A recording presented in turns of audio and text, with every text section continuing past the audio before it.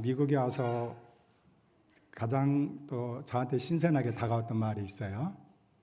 그게 How are you doing? 이었습니다. 저는 오래전에 영어를 하고 그랬기 때문에 이런 부분이 참 생소했어요. 그래서 저도 굿 그랬어요. 그러니까 그 인사말을 나누신 분이 할머니셨거든요. 백발이 성한 저희 집 옆에 있는 할머니인데, 그래서 그런 걸 느끼면서 저도 오늘 여러분들 그렇게 인사하고 싶어요. 그냥 영어로 How are you doing 아니고요, 저희 선교지의 언어로 인사드리겠습니다. 체사 체알라, 이게 How are you doing입니다. 자, 체사 체얼라. 네, 한마디 더 해볼까요? 많이 또 좋아하는 단어가 make up bless you죠. 이거는 의사 보나비입니다. 의사 보나비. 의사가 하나님입니다. 보나비는 축복이거든요. 의사 보나비. 한번 옆사람과 인사해 봅시다. 의사 보나비. 제사 체얼라. 의사 보나비. 갑자기 분위기가 환해지고 있어요. 저는 태국의 가장 북쪽 땅끝이라고 할 수 있는 치앙라이, 우리나라 정동진, 정남진 있잖아요. 태국의 정북진입니다. 정북진 치앙라이 도에서 사역하고 있는 남성균 선교사입니다. 우리 젊은 친구들에게 먼저 키워드를 드린다면, 첫 번째 키워드는 순종이에요. 두 번째 키워드는 신뢰. 세 번째 키워드는 기쁨이에요. 그래서 오늘 여러분과 말씀과 또 하나님께 행하신 일들을 나누면서 이 키워드를 발견하시기를 바랍니다. 지금 인도차이나 반도는 휘어져 추수하는 시기입니다. 어느 정도 휘어져 추수할 시기냐면, 선교사가 가기 전에 이미 예비된 영혼들이 있었습니다. 그리고 갈급하는 심령들이 있었습니다. 그리고 그들이 왜 이제 왔냐고, 왜 지금 왔냐고 그렇게 말할 정도입니다. 회개가 일어나고요, 개종이 일어나고요, 영접이 일어나고 구원의 역사가 일어나고 있습니다. 그래서 오늘 주님께서 제자들을 보내시면서 말씀하신 내용입니다.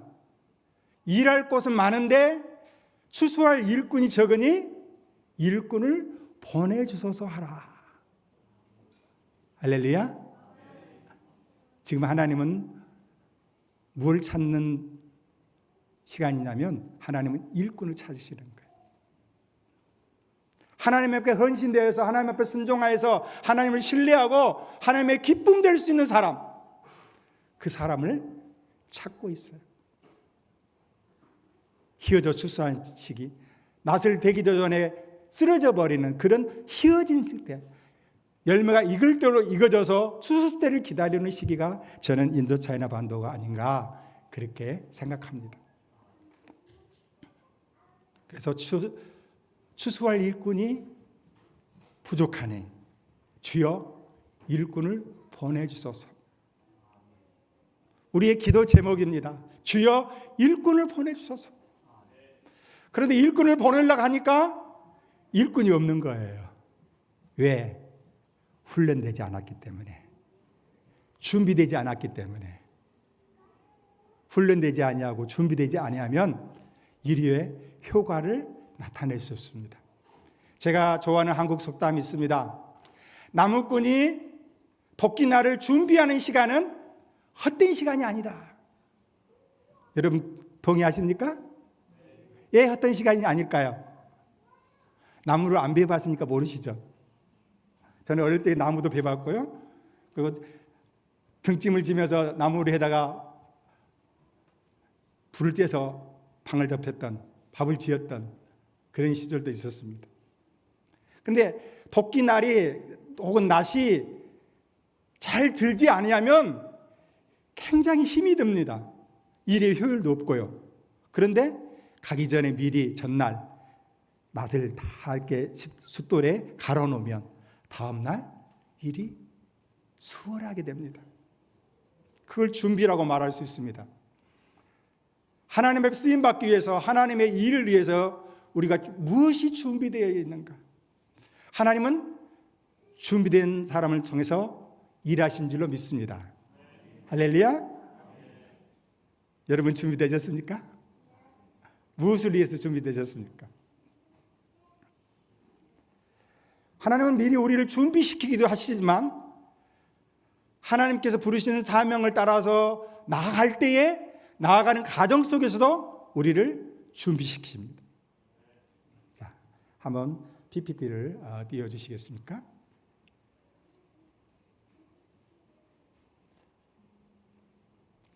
제가 사회공헌 현장입니다. 주로 저는 태국의 산지 오지에서 소수 부족인 라후족 사역을 하고 있습니다. 주 사역의 포커스는 제자 양육과 일꾼 양성이 제 사역의 포커스예요. 지금 저 그림이 인도차이나 반도입니다. 오른쪽 베트남, 파란색이 라오스, 그 옆에 캄보디아와 또 태국, 그리고 미얀마, 이 5개 나라를 인도 차이나 반도라고 합니다. 왜냐하면 인도와 차이나 중국 사이에 있다고 해서 그렇게 처음에 붙여졌습니다. 이렇게 지역에 있고요. 그 다음요. 그래서 이 지역에서 하고자 하는 사역이 사람을 키우는 사역인데요. 지금 제가 있는 그 지역이 메콩강의 골든 트라이앵글 지역입니다. 그래서 메콩강이 티벳에서 발원해서 베트남까지 흘러내려가는 곳인데요. 그곳에서 이제 사람을 키우는 사역을 하고 있습니다. 2012년도에 테라빔 선교 베이스를 저 집을 임대했습니다. 약 1000평 되는 그 집인데요. 그 집을 임대해서 거기서 이제 제가 센터를 잡고 사역하는데 저게 2024년 박해 지도입니다. 2024년 박해 지도 가운데 라오스는 박해가 21위, 그러니까 사회주의 국가로 복음이 증가되지 못하는, 전도가 공식적으로 선교가 금지된 국가입니다. 하나님께서 처음에 발걸음을 저 라오스로 옮기게 하셨어요. 제가 13년 어간 사역하면서 첫번에는 라오스, 그다음 미얀마, 지금은 태국 사역을 주로 하고 있는데요. 저 강을 건너편이 라오스입니다. 제가 다닐 땐 저 배를 타고 건너 다녔습니다. 그리고 지금은 이제 또 다리가 낮아서 다리로 이제 건너 다니는데요. 그래서 뭐 하냐면 라오스 안에서 복음을 전하지 못하고 성경을 가르치지 못하니까 라오스 목회자들과 그다음에 또 집사들, 신학 후보자들을 태국으로 데려와서 가르치기 시작한 거죠. 그래서 이제 목회자 훈련을 저희 센터에서 제가 해서 3기 기수까지 졸업을 시켰고요. 그럼을 통해서 또 그 제자들을 통해서 라오스 안에 교회들을 세우기 시작했습니다. 교회라고 해봤자 십자가를 걸지 못하고 그냥 가정집이에요. 라오스에서는 가정집에서 예배드립니다. 공식적으로 그 기독교가 허가되지 않기 때문에 지금 저희가 지었던 교회들이 전부 가정집으로 지은 겁니다. 그래서 대부분이 1층에는 생활하고 2층에서 예배하고 있죠. 근데 지금 저 영상은 이제 우리가 라오스 교회 안에서 예배드리는 모습입니다. 외국인이 라오스 교회에 참석해서 예배드릴 수 없습니다. 설교할 수 없고요, 기도할 수도 없고요. 참석도 허가를 받아야지 참석할 수 있습니다. 그런데 저희가 그 라오스 교회에서 지금 예배를 드리고 있는데요. 저희 예배가 뭐였냐면 라오스 루안프라방의 신학교 개교 예배였어요. 라오스에도 복음주의 교단이라고 일종의 삼자교회 같은 교단이 하나 있어요. 근데 그 교회의 허락을 받아서 저희가 루안프라방 북부 지역에 신학교를 연 거예요. 라오스 안에 공식적으로 신학교는 2개밖에 없습니다. 수도에 하나, 루안프라방 저희가 오픈한 신학교. 저걸 저희가 13년 라오스 사역하면서 13년의 꿈이 저 신학교가 세워지는 거였습니다. 일꾼을 키우는 거였는데 그렇게 못하니까 태국 땅으로 많은 비용을 들여서 와서 3박 4일 인텐시브로 교육을 시켜서 1기, 2기, 3기 졸업을 시켰었습니다. 그런데 13년 만에 저렇게 신학교를 세워가지고 그곳에서 저희가 성경을 가르치고 또 저희가 세웠던 제자들 통해서 현지인 교수들을 세워서 그곳에 신학교를 시작하게 된 겁니다. 저게 이제 개강 예배를 드리고 같이 촬영한 사진인데요. 저는 그 12년, 14년 어간을 라오스 선교를 하며 배낭 하나 메고 로컬 버스를 타고 진짜 목숨을 내어놓고 다녔습니다. 왜냐하면 계속 감시자가 따라 붙으니까요. 그래서 태국 땅으로 나올 때 비로소 안전을 휴하고 숨을 쉴 수 있던 그런 상태였습니다. 거기 잠깐 멈춰 주실래요? 그 앞에 커트에서. 예, 이분이 이제 루앙프라방 감독 쏨팻 목사입니다. 저희 제자고요. 그 지역의 또 감독입니다. 근데 이분이 큰 역할을 해서 이걸 여는 데 있어서 총회장을 찾아가고 리더십들을 찾아가서 허락을 받은 거죠. 근데 이분이 이제 저희 개강 예배 때에 이렇게 간증하는 거예요. 저희는 라오스 안에 하나님 사람들 제자를 키우는 일을 13년 어간을 기도하면서 해왔었습니다. 못하니까 라오스 밖에서 했었어요. 그런데 저분은 30년 동안 저 루앙프라방에 신학교가 세워지기 위해서 기도했다고 합니다. 거기 갔다 우리 모두가 은혜를 받았어요. 우리가 정말 이 땅에 하나님의 사람 일꾼들 키우는 것을 하기를 원했는데 그게 13년 걸렸거든요. 그런데 저 감독은 라오스 땅 루앙프라방에 신학교가 세워지기를 30년을 위해서 기도했다는 거죠. 저기에서 우리 모두가 느꼈습니다. 하나님께 올려드린 기도는 헛되지 않는다. 하나님의 때가 되면 그 기도는 반드시 응답된다. 할렐루야! 할렐루야! 기도하다가 낙심하지 마십시오. 이루어지지 않는다고 실망하지 말고 하나님의 때가 되면 여러분 이루어지는 거예요. 그분은 30년 동안 저 루앙프라방에 신학교가 세워지기 위해서 기도했다는 거죠. 누군가 너를 위해서 우리를 위해서 기도했을 때 그 기도는 하늘에 닿고 하늘에 닿음으로 말미암아 분명히 응답되고 열매로 좋은 것으로 흔들어 넘치도록 주어진다는 사실을 믿으시기 바랍니다. 기도는 헛되지 않습니다. 기도는 공짜가 아닙니다. 기도라는 우리가 대가를 지불하고 하나님께로부터 응답을 받는 거예요. 기도라는 그 대가를 지불하고 하나님께로 받는 게 응답이고 축복인 겁니다. 기도해야 된다고. 이 교회는 제자들 교회는 뭐 한국 교회 스타일도 아니고 미국 교회 스타일도 아니고 천국 교회 스타일이라고 지난주 왔을 때 제가 그 말을 듣고 저는 그 말에 은혜가 됐어요. 무슨 스타일이 중요하겠습니까? 성경이 말하고 있는데 이게 본질인데 그걸 누가 뭐라고 말할 수 있겠습니까? 우리의 신앙이라는 게 뭡니까? 본질에서 떠나지 않는 거예요. 시대가 바뀌고 상황이 바뀌고 그렇다 할지라도 성경에도 여러 가지 상황이 있습니다. 그런데 놓치고 싶지 않는 부분은 본질이에요. 우리 제자들 교회는 저는 그 본질을 붙잡고 있다고 생각해요. 저는 여기서 예배드릴 때 얼마나 마음이 편안한지 몰랐어요. 일단 한국말로 예배드려서 좋았고요. 그 다음에 제가 신앙생활하고 어려워했던 사이가 같은 그런 분위기 20년, 30년, 25년 동안 했던 그런 분위기가 저는 좋았어요. 우리의 기도에 하나님은 응답하시고 하나님의 때에 일하십니다. 할렐루야. 네. 그래서 저기 루앙프라방에 신학교를 연 것이 바로 4월 30일 날 얼마 안 됐어요. 금년에 열었어요. 13년 어간의 그 모든 했던 것들이 열매가 바로 루앙프라방에 신학교를 연 거예요. 기독교가 공식적으로 부인되지 않는 박해받는 그 나라에 신학교를 세웠다니까요. 놀라지도 않으시네요.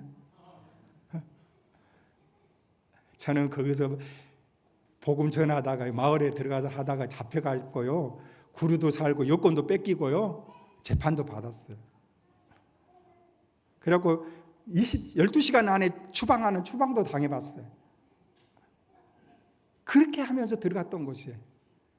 그런데 그 일을 꾸준히 하니까 하나님의 때가 되니까 하나님께서 사람을 붙이시고 여시다는 거예요. 하나님의 때가 되면 사람을 붙이시고 그 일이 이루어집니다. 그때를 바라보면서 나아가시기를 축복합니다. 예, 그 다음 또 한번 넘겨주실래요? 예. 그런데 계속 쭉 넘어가고요. 두 번째, 하나님 또 이제 저분이 이제 라오스 복음주의 총회장이에요.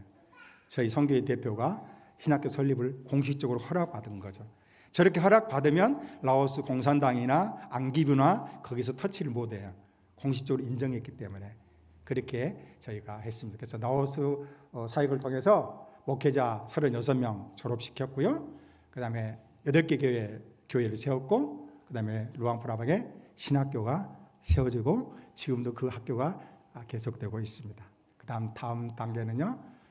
이렇게 라오스 사역을 해가면서 하나님은 저한테 그런 마음이 생겼어요. 하나님, 미얀마도 열어주세요 그랬어요.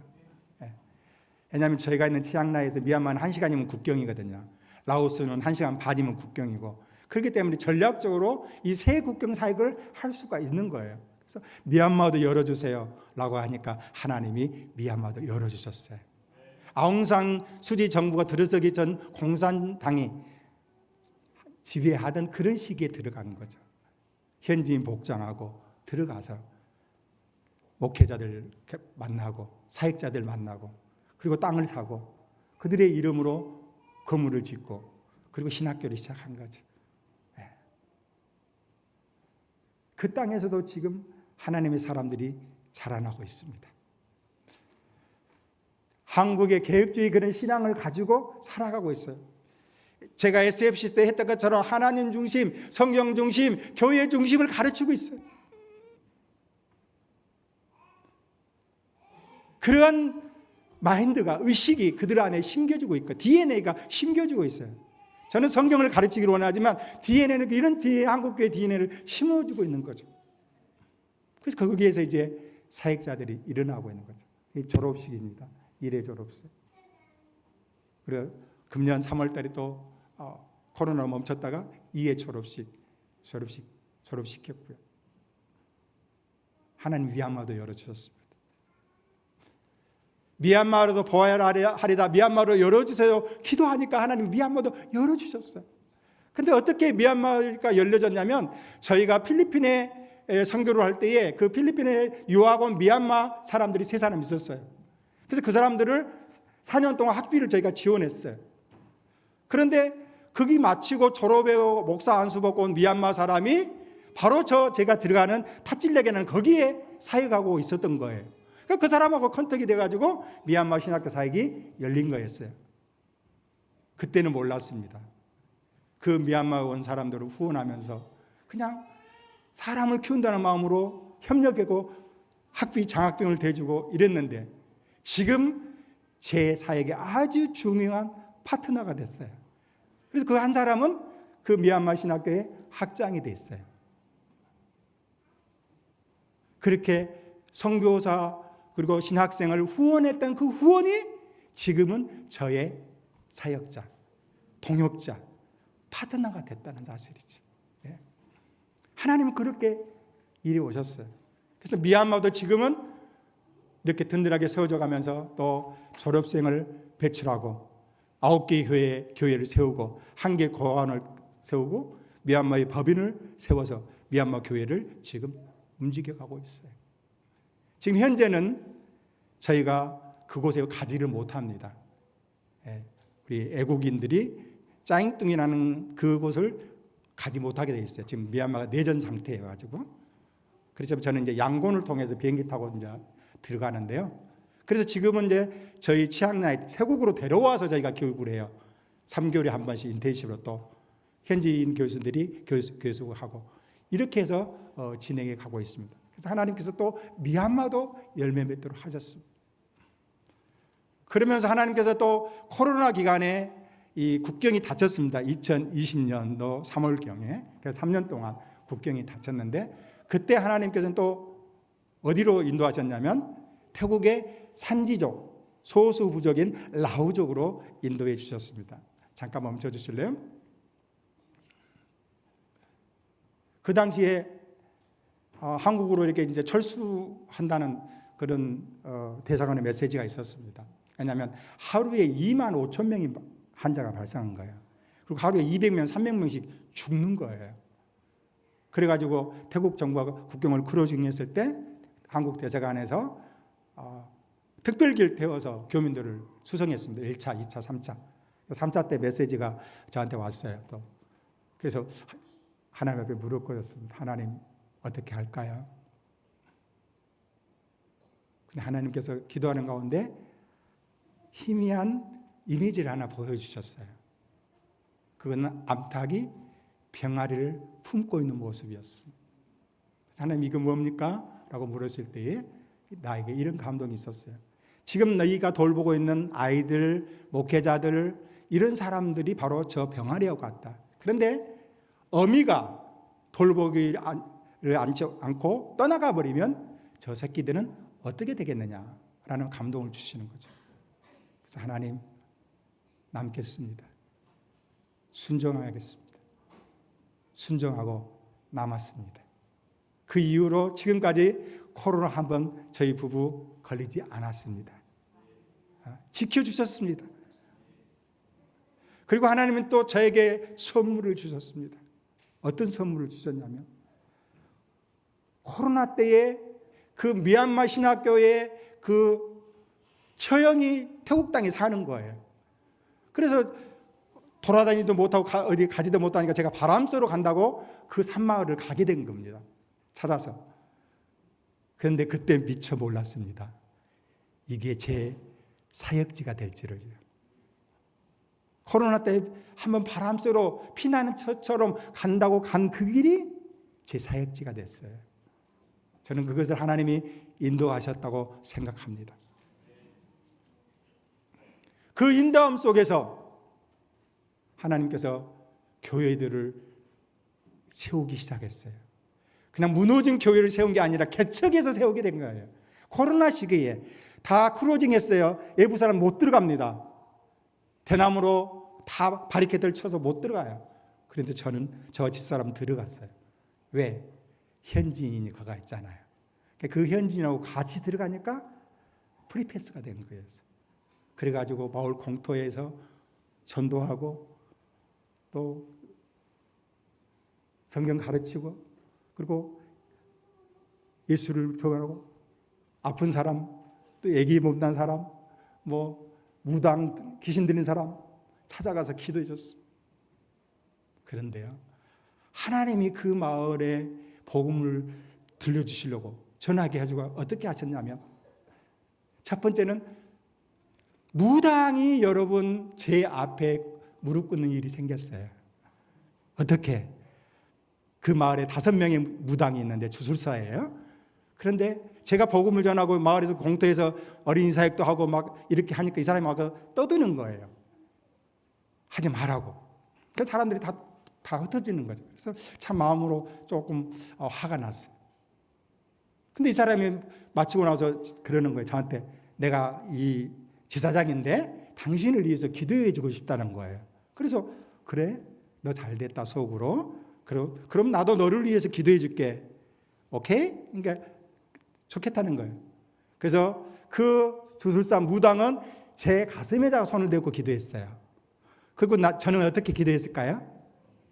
장로님? 저는 어떻게 기도했을까요? 그 사람은 지금 무릎 꿇고 제 가슴에 이렇게 손대고 있는 거거든요. 저는 어떻게 하면 머리에다가 안수해버렸어요. 안수하고 저는 기도했어요. 한 30분 서로 막 기도했어요. 그리고 제가 내려왔습니다.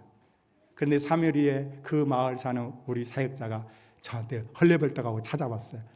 아짠 목사님 큰일 났어요. 무슨 큰일 났냐? 그 무당이 눈이 멀었다는 거예요. 지금 바깥 출입을 못한 지가 일주일이 넘었다는 거예요. 할렐루야. 하나님이 그 무당의 눈을 가리우신 거예요. 3개월 동안 문과 출입을 못했어요. 그래서 나중에 희미한 것이 거쳐서 지금은 이제 눈이 보이고 돌아다닙니다. 그 다음부터 제가 전도하러 가면 어떨까요? 그 사람은 저를 피합니다. 조용하거든. 그 무당이 꺾어진 것을 통해서 하나님이 어떤 일을 하냐면 그 마을 사람들의 마음을 열어버렸어요. 그리고 우리 모임에, 전도하는 모임에 사람들이 찾아오기 시작한 거예요. 또 한 사건이 있었습니다. 그 마을에 나뿐하는 70세 할머니가 악성 피부병을 가지고 있어요. 아마 그 사진이 있을 거예요. 한번 그 할머니 사진 한번 띄워주실래요? 예. 앉아있는 할머니 사진 있을 거예요. 예, 저분이세요. 예. 온몸에 악성 피부병이 이게 40년 된 병이래요. 약은 약대로 치료는 치료대로 받았는데 안 됐어요. 그래서 제가 올라갈 때마다 저 할머니 놓고 기도해 드렸습니다. 그랬더니요, 저 할머니 피부병이 어땠을까요? 나아버렸어요. 할렐루야. 그리고 저 할머니가 그 다음부터는 저희 모임 때 와가지고 나팔을 불어요. 무슨 나팔을 불어요? 저 한국에서 온 선교사가 나를 위해서 기도해 줬는데 내가 나서버렸다. 너희들이 알지 않느냐? 내가 평생 동안 이 병 때문에 고생했는 걸. 근데 하나님이 고쳐주셨다. 그렇게 증거하기 시작한 거예요. 그러니 사람들이 조금씩 모여들기 시작합니다. 그래서 제가 그러면 할머니, 다음번부터는 할머니 집에서 예배 드렸으면 좋겠어요. 그래서 그 할머니 집에서 예배 드리기 시작한 거예요. 그게 초소교회가 시작된 겁니다. 그리고 할머니가 낳게 되니까 이제 또 어떻게 되겠어요? 그 할아버지가 또 예수 믿게 된 거예요. 그 다음에 손자가 믿고 며느리가 믿고 그 가정이 자주장사 누드야의 가정처럼 가족이 두 사람만 빼놓고 다 믿게 된 거죠. 그리고 저 할머니가요, 그 마을 생긴 이래로 첫 번째 세례자가 됐어요. 1호 세례자가 됐어요. 그리고 그 할아버지가 내가 다음에 예배드리러 올라갔을 때 저한테 그러더라고요. 아짠, 우리 마을 사람들을 위해서 이곳에 교회를 지어주세요. 그러더라고요. 50년 동안 그 마을에 많은 선교사들이, 현지인들이 교회 짓으려고 했다가 실패한 곳입니다. 왜냐하면 이장이 우리 마을은 예수 믿는 사람 살 수 없어 추방한 마을이거든요. 그런데 그 마을에 교회 짓으라고 땅을 내놓은 거예요. 할아버지가 150평을. 저는 성도들이, 그 마을 사람들이 교회 주세요라고 하기 전까지 제가 말하지 않습니다. 그런데요, 교회 지어달라고 하는 거예요. 그리고 땅을 내놓는 거예요. 저는 그걸 하나님의 사인으로 읽었습니다. 하나님의 때가 됐다고 생각했습니다. 그래서 같이 기도하자. 한국교회와 기도하고 나서 교회를 지은 거죠. 거기도 사진 있을 거예요. 한번 영상도 아마 있을 거예요. 영상으로 한번 띄워주세요. 예, 그 사진. 저게 헌당 예배 때 사진입니다. 그 다음에 영상 있을 거예요. 한번 틀어주세요. 저게 마을 들어가는 입구예요. 오른쪽이 길가고 마을 입구에 교회가 딱 들어섰습니다. 예, 그거 한번 영상 한번 틀어주십시오. 이제 이게 헌당 예배를 준비한 영상을 현지인이 찍은 거예요. 지금 나후 찬양이거든요. 성도들하고 친지들이 와가지고 헌당 예배를 준비하고 돼지 2마리 잡아가지고 잔치했습니다. 50년 동안 복음을 받아들이지 않는 그 지역에 52평 교회가 지어졌어요. 그 교회가 완전히 마을의 중심이 되었습니다. 그렇게 핍박하고 박해하고 허락하지 않는 그 지역에 교회가 세워졌어요. 주님의 몸된 교회가 세워졌어요.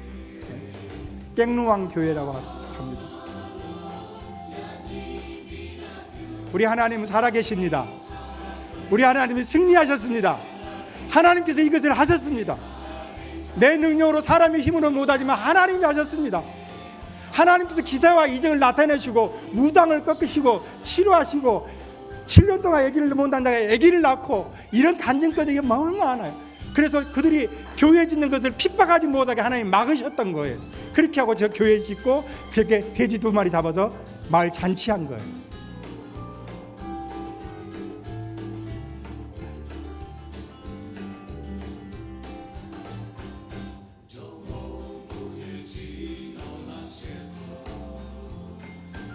마을 사람들이 지나다니면서 늘 교회를 보는 거예요. 그리고 그 길을 통해서 앞으로 12개 마을이 더 안쪽에 더 있어요. 이게 초입에 있거든요. 모든 사람들이 이 교회를 보면서 지나가게 돼 있어요. 제가 일부러 길가에 교회의 위치를 잡았거든요. 그러면서 사람들마다 따자 그러는 거예요. 나무 말로 따자가 최고 좋다 이 뜻이에요. 아름답다 이런 뜻이에요. 사람들마다 아름답다 그러고, 그리고 그 지역에서 가장 큰 교회예요. 제가 왜 저렇게 52평에 대한 교회를 짓지만 이 지역이 앞으로 센터 교회로 쓰려고, 오고 가며 사람들이 보는 교회이기 때문에 앞으로 목회자 훈련도 하고 재직 훈련도 하고 부흥회도 하고 심령 집회도 하고 그럴 교회로 52평을 지었어요.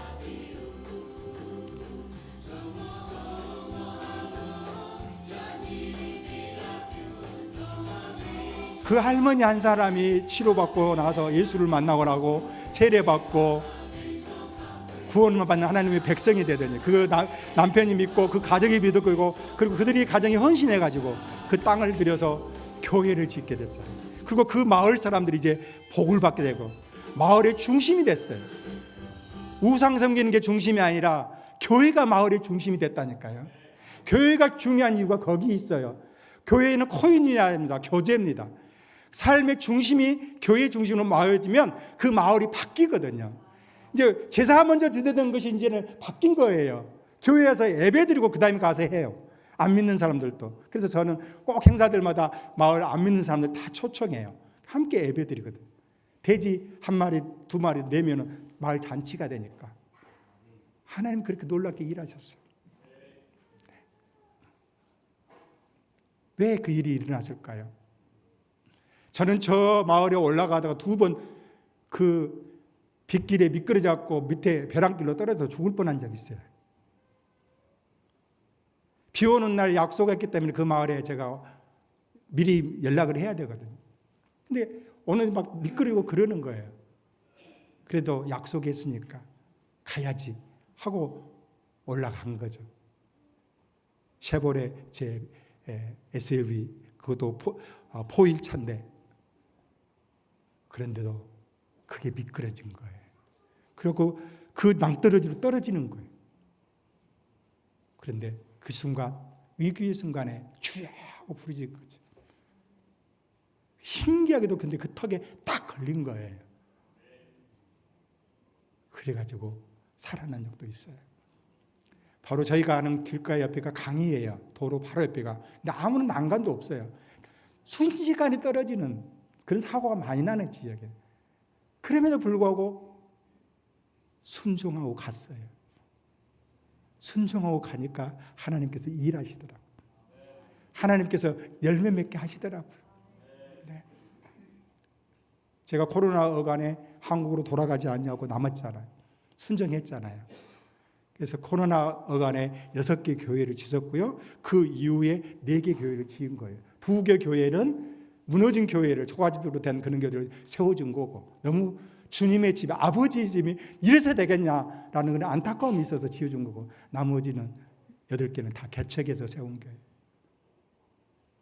선교사가 개척해서 세운 교회 별로 많지 않아요. 그런데 하나님 저는 코로나 시기 때부터 개척해서 세우게 하셨어요. 6번째 교회를 헌당할 때 다 순서에 맡으려고 강단에 올라갔을 때 하나님께서 저에게 그런 마음을 주셨어요. 하나님 너무 고맙습니다. 땡큐 지저스 그렇게 하고 있었는데 저한테 그런 희미한 음성이 들리는 거예요. 네가 순종한 것에 대한 나의 선물이니라. 할렐루야. 제가 제 안위만 생각하고 제 살겠다고 철수해서 한국으로 돌아갔으면 그 코로나 시기 6개 교회는 세워지지 않는 거예요. 없는 거예요. 그런데 그 6개 교회를 하나님 개척해가고 세우게 하셨어요. 누구보다도 코로나 시기에 정말 바쁘게 3개월에 하나씩 교회 짓고 나면 또 교회 짓고 또 교회 짓고 이러기를 2년 8개월을 했거든요. 그래 얼굴이 지금 시커멓잖아요. 그냥 시커먼 게 아니에요. 그때 다 탔어요. 돈만 보내갖고 지으란 게 아니에요. 매일 가서 감독해야 돼요. 십장 노릇했어요. 어떻게 하면 성교비에 아껴서 지으려가 여러 가게들을 찾아다니면서 더 싼데 좋은데 해가면서 교회를 짓었고, 때로는 비가 와가지고 못 가면 강에 보트를 타고 올라가서 자재 싣고 올라가가지고 갖다 주고, 비 오면 물이 불어나거든요. 굉장히 위험하죠. 그 보트를 하는 사람도 안 하는 걸 더 갑절로 돈 주고 데리고 가가지고 자재 싣고 갖다 주고, 그렇게 해서 교회들이, 주님의 명대 교회들이 세워졌는데 주님의 답은 그거였어요. 네가 순종하는 것에 대한 나의 선물이니라. 너의 작은 신의에도 응답하시는, 우리의 작은 신의에도 응답하시는 하나님, 우리의 작은 순종에도 그걸 귀하게 여기시는 하나님, 그 하나님께서 우리에게 갚아주시는 거죠. 열매로 갚아주시는 겁니다. 그리고 하나님께서 그 열매로 갚아주실 뿐만 아니라 존귀하게 우리를 만들어주시는 거예요. 높여주시는 거예요. 우리는 하나님을 높여드리고 하나님께 영광을 위해서, 그리고 복음을 위해서 어떻게 하면 그 땅에 교회를 세울 것인가, 그리고 하나님을 예배하게 만들 것인가, 그리고 교회가 그들의 삶의 중심이 되도록, 교회, 성경 중심, 하나님 중심, 교회 중심, 저는 이거였어요. 그런데 하나님께서 높여주시더라고요. 하나님들이 저의 자녀들을 책임주셨습니다. 제가 선교사로 나갈 때 제 딸은 미국의 여기 유타 대학교 그때 유학 갔어요. 전혀 도와줄 수 있는 여건이 아닙니다. 그런데 지금까지 8년 동안 하나님이 인도하셨습니다. 하나님이 책임주셨습니다. 하나님의 자녀들을 하나님께서 채워주셨습니다. 내가 한 것이 아닙니다. 하나님께서 하셨습니다. 그래서 제가 깨달은 게 있습니다. 내가 하나님이 보내신 자리에 순종하면, 내가 그 땅에 거기 있으면, 하나님이 맡기신 일을 내가 감당하면 나머지는 하나님이 책임져 주신다. 내 자녀들도, 내 건강도, 내 모든 부모 형제도 모든 필요한 거 하나님이 책임져 주신다. 저는 폐 괴력을 알았습니다. 그래서 폐가 약해요. 그래서 미얀마도 신학교 짓다가 폐렴으로 한 달밖에 못 산다고 선고받았어요. 그래서 급히 한국으로 절수했는데 하나님 또 치료해 주셨어요. 저는 제 큰아들, 아들 첫째 얘기 낳고 3개월 만에 기흉이라는 판단을 받았어요. 기흉이 뭐냐면 폐가 구멍이 나는 거예요. 그러면 숨 쉴 때 굉장히 고통스러워요. 이 폐는 재생할 수 없잖아요. 그냥 고통을 줄이면서 있다가 죽는 거예요. 그런데요, 그 기흉도 하나님이 치료해 주셨어요. 부흥에 참석했다가 목사님들 와서 안수 기도해 주는데 하늘에서 서강이 쫙 나에게만 비치는 거예요. 그게 눈을 막고 기도하는데 그게 보여요. 그 다음부터 호흡이 부드러워진 거예요. 일주일 후에 엑스레이 찍었던 그 병원에 가서 다시 엑스레이 찍었어요. 예전에 찍은 것과 이번에 찍은 걸 딱 비교하니까 의사가 놀라는 거예요. 9개의 그 구멍이 다 메꿔졌어요. 의사가 놀라는 거, 어떻게 이렇게 됐냐고. 제가 속으로 그랬죠. 하나님이 하셨다. 할렐루야. 그래서 저는 덤으로 산 인생이라고 생각해요. 왜 선교사로 갔습니까? 물어봅니다. 왜 치앙라이 가셨습니까? 물어봅니다. 근데 저의 답변은 간단해요. 심플해요. 빚 갚기 위해서 간 거예요. 무슨 빚? 복음의 빚. 주 예수께로부터 받았던 복음의 빚, 구원의 빚, 사랑의 빚, 그 빚 갚으러 그 땅에 있는 겁니다. 그러니 쉴 수 있겠습니까? 그러니 모른 척 할 수 있겠습니까? 애면할 수 있겠습니까? 그 땅의 영혼들을 품고 갔는데 사랑하겠다고 뒤통수도 치고 배신하고 그런 사람도 있어요. 그런 사역자도 있고요. 마음에 아주 시커멓게 문드러지도록 쓰림을 갖고 있기도 해요. 그렇지만 그때 제가 생각하는 게 두 가지입니다. 나는 선교사다. 선교사가 누구예요? 보냄을 받은 자잖아요. 보냄을 받은 자가 이 사람들을 품어야지 미워할 수 있겠습니까? 그래서 저는 또 두 번째 그렇게 기도합니다. 하나님, 더 사랑하게 해주세요. 더 사랑하게 해주세요. 그렇게 해서 저는 그 땅에 사람을 남기고 싶은 거예요. 목회자들 남기고 다음 세대들을 지금 사내에서 학교 못 가오는 그런 아이들 데려와서 먹고 입히고 재우며 학교 보내고 그리고 공동체 생활하면서 말씀과 기도로 키우고 있어요. 예, 제가 10남매거든요. 그 10남매에 제가 5번째예요. 제 유료 형님들은 전부 다 학교를 못 갔어요. 어려워서. 근데 처음으로 제가 학교를 다닌 거예요. 그리고 중학교, 고등학교, 초등학교, 중학교, 고등학교도 다 선생님 돌봄 때문에 다녔어요. 장학금 받고 또 고등학교는 국가가 하는 무료로 해주는 부산기계공부를 가게 되고 그렇게 해서 제가 했는데 하나님이 저한테 2개의 학위를 주셨어요. 미국 와서 인턴십으로 공부해서 목회와 박사도 받게 했고요. 또 다른 당에서 기독교 교육학 박사도 받게 하셨고요. 하나님 그렇게 하셨습니다. 지금 선교지에서도 사람을 키우고 있습니다. 다음 세대를 키우는데 마음을 가지고 있어요. 왜냐하면 뼛속부터 불교인 나라에서 머리가 큰 청소년들에게, 대학생들에게, 어른들에게는 이게 안 바뀌더라고요. 사고가 안 바뀌어요. 중요한 것은 기독교 세계관이 돼야 되는데 이 사람들은 불교 세계관을 가지고 있어요. 그러면 예수를 믿더라도 불교에다가 기독교에 옷만 걸친 거예요. 이게 안 바뀌는 거죠. 문화적으로. 그래서 어릴 적부터 아이들에게 신앙교육이 해야 되겠다. 세계관 교육이 해야 되겠다. 이렇게 생각한 거예요. 사랑하는 제자리에서 교회 성도 여러분, 하나님에 대한 신뢰가 있다면 하나님은 여러분을 사용하실 것입니다. 여러분의 자녀요, 여러분의 사역이요, 여러분의 어떤 문제요, 저는 트러스트, 하나님에 대한 신뢰, 그 신실함에 대한 신뢰, 그게 있으면 nothing, 아무것도 아니에요. 짧은 13년 어간 동안의 선교 일을 제가 돌아보면서 하나님이 왜 내게 이렇게 큰 일들을 하게 하셨을까 생각해 볼 때에 저는 하나님에 대한 신뢰가 있었어요. 어느 곳에 보내든지 어디에 있든지 하나님에 대한 신뢰가 있으니까 거기에 그곳에서 순종했고 그곳에서 엎드렸고 그곳에서 하나님이 보내신 일들을 했어요. 그랬더니 하나님께서 때가 되니까 열매를 맺게 해주셨어요. 그리고 하나님께서 저를 높여주셨어요. 제 자녀들을 하나님이 책임주셨어요. 예?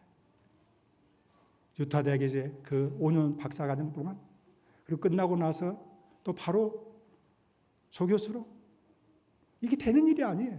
쉬운 일이 아니에요. 근데 하나님 그렇게 키워주셨어요. 제 아들에게도 하나님께서 손자를 아들과 딱 2명 또 주셨어요. 코로나 시기에 그 둘이 애가 태어났어요. 못 만났어요. 저 4년 만에 손자들 만져봤어요. 네? 그렇게 하나님이 하셨습니다. 느낀 게 그거예요. 하나님에 대한 신뢰. 그리고 순종이면 nothing. 아무것도 염려할 게 없다는 거죠. 왜? 하나님이 책임져 주시더라. 책임져 주시는 거예요. 그래서 저는 오늘 여러분들에게 도전하고 싶습니다. 여러분의 자녀들, 여러분의 삶, 야성을 회복하십시오. 우리가 야성을 잃었습니다.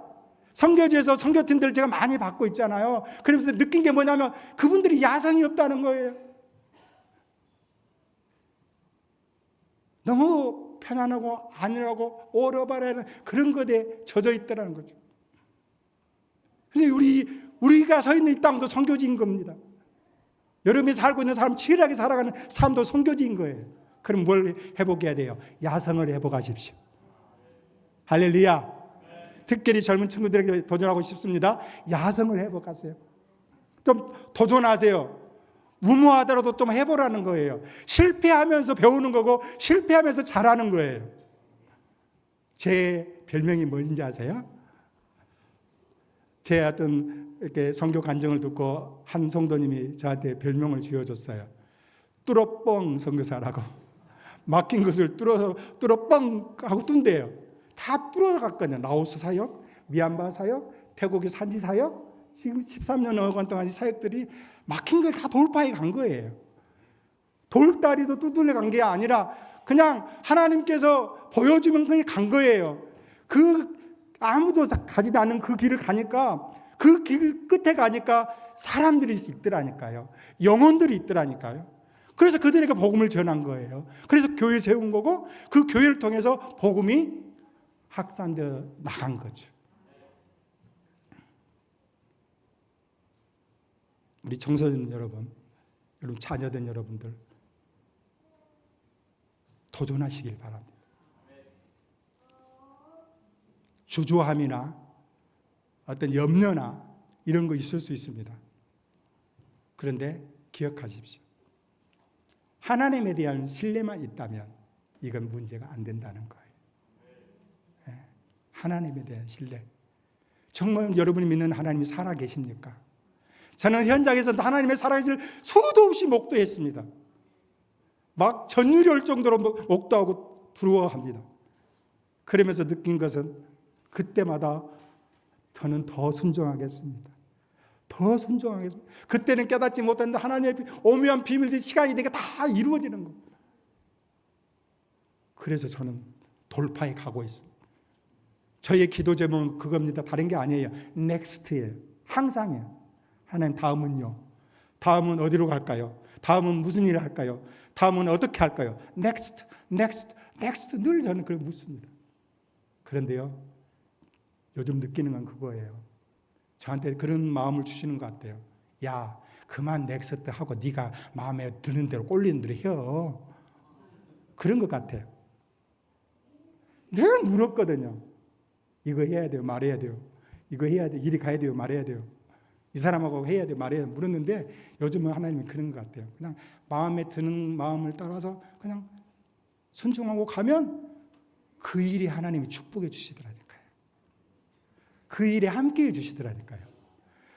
그 열매가 뭡니까? 함께해 주심으로 말미암아서 하나님의 영광이 나타나요. 하나님의 영광이 나타나요. 제가 한 게 아닙니다. 하나님의 기뻐하심을 따라서 그냥 순종하고 갔습니다. 그랬더니 하나님이 그 일을 복을 주시더라는 거예요. 내가 하는 일에, 내가 하는 사역에, 내가 품고 있는 그런 일들에 하나님이 복을 주셔요. 그러니까 그게 형통하게 만들고 열매 맺게 만들고 성장하게 만드시더라고요.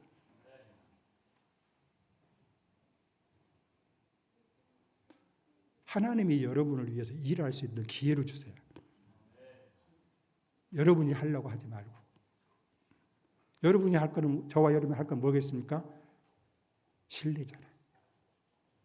그분이 내 아버지가 되시고 나를 구원해 주시고 임마누엘로 세상 끝날까 나와 함께 하셨고, 그래서 내가 주님의 기쁨만 되기를 원한다면 나머지 nothing 주님이 다 책임져 주시는 거예요. 할렐루야.